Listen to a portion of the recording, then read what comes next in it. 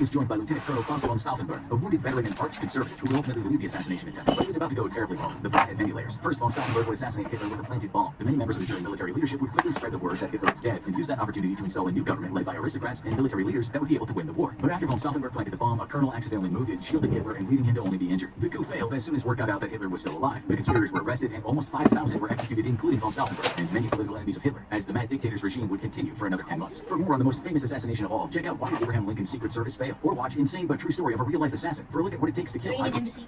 The date is Wednesday, the 30th of April, 1980, and 6 men are approaching the Iranian embassy in West London. The men are Iranian Arabs and members of a revolutionary group seeking the creation of an independent state in southern Iran. With the Iranian Revolution having taken place just a year before, the nation was still in a state of turmoil, and various groups were eyeing the possibility of secession and the formation of their own sovereign nation. The Iranian government had responded to the wave of revolutionary zeal with brutal crackdowns, and 2 of the men now approaching the embassy bear the physical scars of torture at the hands of the Shah's secret police. The plan is simple. Backed by the government of Iraq, the men have been armed with pistols and submachine guns, along with a few hand grenades, all smuggled into Britain inside an Iraqi diplomatic bag. The 6 hostage takers have been emboldened by the Iranian hostage crisis, during which revolutionaries held American hostages for nearly 2 years. The Iranians will cooperate. Well, they've come prepared to start killing hostages. It's 11:30 hours as the 6 men approach the Iranian embassy in South Kensington. Just inside is Police Constable Trevor Locke of the Metropolitan Police's Diplomatic Protection Group, and the sole armed guard present in the embassy. Hidden under his jacket is a concealed Smith & Wesson .38 caliber revolver. But as the men enter, he's quickly overwhelmed and doesn't have a chance to draw his firearm. Constable Locke instead decides to cooperate as the 6 gunmen barricade the front door and start rounding up the embassy's occupants. If he can keep the gun a secret, a time may come when he can use it to good effect. The rest of the embassy's occupants are in a panic, and the 2 employees manage to climb out of a ground floor window before the gunmen get to them. A third climbs out of a second-story window and hops across to the Ethiopian embassy next door. And a fourth, Ghulam Ali Afrouz, the most senior Iranian official present and the highest value hostage, tries to escape by jumping out of a second-story window, but suffers a sprained ankle, and the gunmen quickly recapture him. In all, 26 hostages are herded to a second-floor room in order to blockade windows with any available furniture. Most of the hostages are embassy staff and Iranian nationals, but a few are British visitors or employees also working at the embassy. Outside, police are already arriving on scene. Unbeknownst to the hostage takers, Constable Locke had managed to send a distress signal over his radio before they took it from him. As the officers outside moved to surround the building, one of the gunmen threatens them with his submachine gun, and the officers quickly pull back. Within 30 minutes, though, a blockade of the neighborhood has been established, and the Metropolitan Police's D11 unit, expert marksmen trained to eliminate threats in urban environments with precision fire, have been deployed to vantage points around the embassy. An hour later, contact is made with the gunmen via a field telephone that's passed through one of the windows, and the leader of the group, Oman Ali Mohammed, issues their first demand: the release of 91 Arabs held in prisons in Khuzestan. If his demands are not met, he will blow up the embassy with himself and the hostages inside. Before hanging up, he tells the police that they have a deadline of noon on May 1st. In response to the crisis, the British government's emergency committee, COBRA, is assembled, made up of ministers, civil servants, and expert advisors from the police and armed forces. COBRA's job is to advise Prime Minister Margaret Thatcher on a course of action during any emergency. Contact is immediately made with the Iranian government, and the matter is technically an Iranian one, with the embassy being considered Iranian soil due to the Vienna Convention. The Iranian government, however, accuses both the British and American governments of sponsoring the attack in retaliation for the yet ongoing siege of the U.S. embassy in Tehran. With no cooperation from the Iranians, Thatcher decides that British law will be applied to the embassy, even if it is technically sovereign Iranian soil. Contacting the police again through the field phone, Oman requests a doctor for one of the hostages. Frida Mosaffarain is physically unwell, and the other hostages have been lying to Oman and telling him that she's pregnant. Yet the police refuse to send a doctor, not wanting to get the gunman yet another hostage, and ultimately Oman releases Mosaffarain when her condition deteriorates substantially. After securing Mosaffarain, the police inform the hostages that the British and Iranian governments are working on their demands, and food is delivered, as all settle in for a sleepless night. Late that night, though, 2 teams of Britain's Special Air Service troopers arrive on scene. The SAS are elite military operators with their roots in World War II, when they were tasked to operate deep behind enemy lines in 4-man squads to sabotage German airstrips and fuel depots. With the rise in global terrorism, though, the British government saw a need for the Specialized Counterterrorism Task Force, and thus the SAS was expanded with the formation of the Counter-Revolutionary Warfare Wing, the UK's primary anti-terrorism and anti-hijacking unit. To date, the CRW troopers have only one operation under their belt: the storming of Lufthansa Flight 181 in West Germany, when a small detachment of SAS operators were sent to assist West Germany's TSG-9 in retaking the aircraft. With no direct threats on British soil, though, the CRW wing of the SAS is facing dissolution as politicians consider whether they're truly needed or not. Today, Britain definitely needs its elite counterterrorism troopers. At 0330 hours the next day, one of the 2 SAS teams moves into the building next door to the embassy and are briefed on an immediate action plan should the worst come to pass, and the troopers need to penetrate the embassy before a proper plan can be formulated. Such a development would likely end in disaster, as the SAS troopers need the element of surprise in order to minimize the possibility of any hostages being killed by the gunmen inside. But worst comes to worst, they at least have some sort of plan until a better one can be drawn up. A few hours later, one of the gunmen orders a hostage to call the BBC's news desk, and after making contact with a reporter, Oman takes the phone himself. He identifies the group to which he belongs: the Democratic Revolutionary Front for the Liberation of Arabistan, and assures the reporter that none of the Iranian hostages will be harmed. The reporter asks to speak to some of the hostages, but Oman refuses and hangs up. As the news reporter is calling his television screens around the world, the police outside quickly work to sever the telephone lines going into the embassy, leaving the gunmen with just the field telephone with the police for communication. 3 of the non-Iranian hostages meanwhile decide that one of them must get out, and they decide that it should be Chris Kramer, who is already ill. Exaggerating his existing symptoms, Kramer pretends to be seriously ill, and one of the other hostages is taken to the field telephone to negotiate with a doctor. Once more, the police refuse, not willing to risk giving the gunman yet another hostage to use as leverage. Eventually, at 11:15 hours, the gunmen release Kramer and he is rushed to a hospital, where he is met by police officers who grill him for information on the situation inside, which is immediately relayed to the waiting SAS teams. As the noon deadline approaches, the police become convinced that the gunmen lack the ability to blow up the embassy, but they persuade Oman to a new deadline of 1400 hours. They allow this new deadline to pass as well without contacting the gunman, and eventually Oman calls over the field telephone, altering his demands. He now wants the British media to broadcast a statement of his grievances and for ambassadors from the 3 Arab countries to negotiate the group's safe passage out of the UK. Upon hearing the demand, Margaret Thatcher flat out refuses any negotiation for safe passage, but does not tell the gunman. Later that evening, Oman is starting to become agitated by the sounds coming from the Ethiopian embassy next door. Unbeknownst to the gunman, the sounds are those of SAS technicians covertly installing listening devices through the walls. Police Constable Locke is summoned and, after taking a lesson, correctly deduces SAS's plans, but assures Oman that the sounds are nothing more than the mice in the walls. Alerted to growing suspicion by the hostage takers over their drilling, British Gas is instructed to immediately begin drilling on an adjacent road under the guise of repairing a gas main, and the SAS techs use the noise as cover. However, the gunmen grow increasingly agitated. The drilling is ordered to stop, and in response, the British Air Force Authority is ordered to instruct approaching aircraft to fly over the embassy at low altitude as they come to land at Heathrow Airport. At 0930 on May 2nd, the third day of the siege, Oman appears at a second-floor window and demands access to the embassy's telex system, which the police have disabled, along with the phone lines. The telex can be used to rapidly send text-based messages to any other connected unit in the world, and the police do not want the gunmen to have the ability to be in direct contact with the outside world. Angry, Oman then demands to speak to somebody from the BBC, and the police agree to this demand, producing Tony Crabb, the managing director of BBC Television News. Oman shouts his demands at Crabb to be broadcast over the BBC, safe passage out of the UK to be negotiated by the 3 ambassadors from Arab countries, and then informs Crabb to also include the group's political aims in this broadcast. For their part, the Foreign and Commonwealth Office contacts the embassies of Algeria, Jordan, Kuwait, Lebanon, Syria, and Qatar to ask if their ambassadors would speak to the hostage takers. But the Jordanian ambassador immediately refuses, and the rest say that they must ask their governments first. That night, the BBC broadcasts Oman's statement, but only succeeds in angering Oman, who believes that the statement was cut short and incorrect. Next door, the embassy caretaker briefs the SAS on the physical construction of the embassy. He informs them that the main door is reinforced by a steel security door, and the ground floor and second floor windows are fitted with armored glass. Ironically, on recommendation by the SAS themselves years ago, their plan to penetrate the embassy via the front door and ground floor windows is quickly scrapped, and alternatives are brainstormed. At 0600 hours on the 3rd of May, Oman contacts the police force over the field telephone. He is angry because of the BBC's incorrect reporting of his demands and accuses the police of deceiving him. He demands to speak with an Arab ambassador, but the police negotiator on the other end lies and says that talks are still being arranged. Oman catches on to the negotiator's delaying tactic and tells him that now the British hostages will be the last to be released. He then demands to speak to Tony Crabb again, or he will kill a hostage. Crabb doesn't arrive at the embassy until 1530 hours, almost 10 hours after Oman demands his presence, which angers both Oman and the police outside. Oman relays another statement to be broadcast to Crabb, threatening violence if this one is not accurately relayed, and the police agree to allow his statement to be broadcast if 2 more hostages are released. Agree. Oman allows the hostages to pick who will be released, and they decide on Hayat Kanji, who is pregnant, and Ali Guil Gazafar, picked only because his loud snoring makes it hard for the other hostages to sleep at night and irritates the terrorists. That night, under the cover of darkness, the SAS assault teams reconnoiter the roof of the embassy and manage to discover a skylight, which they succeed in unlocking. Should an assault be necessary, it will be used as a point of entry. The ropes are also attached to the building's chimneys, so that the soldiers can have sailed down the side of the building and gain entry through the windows if necessary. The next day, May 4th, the Foreign Office continues to hold talks with various diplomats from Arab countries, hoping to persuade at least one of them to go speak to the hostage takers. The diplomats insist that they must be able to offer the men safe passage out of the UK, as they believe this will be the only way to guarantee a peaceful outcome. But the British government is firm in stating that safe passage will not be considered under any circumstances. Doing so would only embolden future terrorists. Ultimately, the talks end in a stalemate, and no diplomat is sent to the embassy. Inside, Police Constable Locke has refused to remove his jacket this entire time, telling the gunman that he must maintain the appearance of a police officer for the morale of the other hostages. In truth, he does not want to give away the presence of his concealed firearm, and thus he has also refused to eat any food, fearful that if he has to use the bathroom, the guards sent with him may catch a glimpse of the concealed gun. One of the hostages, though, is becoming increasingly feverish, and the gunman begins to grow suspicious that the food the police are sending in has been spiked with a chemical agent. It hasn't, but in fact, the police had considered exactly that, even going so far as to consult the doctor. Ultimately, the idea is dismissed as impractical. Next door, the SAS commanders continue to refine their plans for an assault on the embassy, aided by the intelligence gathered from the surveillance devices they've successfully planted in the walls. Early in the morning of May 5th, day 6 of the siege, Oman wakes up Constable Locke, convinced that an intruder has entered the embassy. Accompanied by a gunman, Locke is sent to investigate the building but discovers nothing. Oman, however, is growing more suspicious and summons Locke again to examine the bulge on the wall separating the Iranian embassy from the Ethiopian embassy next door. The bulge is in fact the result of the removal of bricks on the other side to allow the SAS tanks to break through the wall and implant their listening devices, which weakened the wall and caused it to sag slightly. Oman is convinced that the police are planning to break through the wall, but Locke does his best to assure Oman that no assault is forthcoming. Nonetheless, the suspicious Oman moves all the male hostages to a different room down the hall, away from the bulge. With tensions mounting, at 1300 hours, Oman calls the police through the landline and tells the police that he will kill a hostage unless he speaks to an Arab ambassador in 45 minutes. The British government is still adamant that it will not allow a diplomat to offer safe passage out of Britain to the hostage takers, and thus 40 minutes later, no ambassador has shown up. Oman calls the police back to tell them that he has taken Abbas Lavasani, the embassy's chief press officer, downstairs and is preparing to execute him. Lavasani had been a devout believer in the Iranian Revolution and a staunch supporter of the Shah. Throughout the course of the siege, he has butted heads with the hostage takers repeatedly and even provoked them. As Constable Locke would later recount, if they were going to kill a hostage, Lavasani wanted it to be him. At exactly 1345 hours, Lavasani got his wish, as 3 shots were heard from inside the embassy. With 1 hostage dead, the British government decides that the time to act is now. The SAS commander informs Home Secretary Willie Whitelaw that he should expect up to 40% casualties. 1 hostage dead. The British government decides that the time to act is now. The SAS commander informs Home Secretary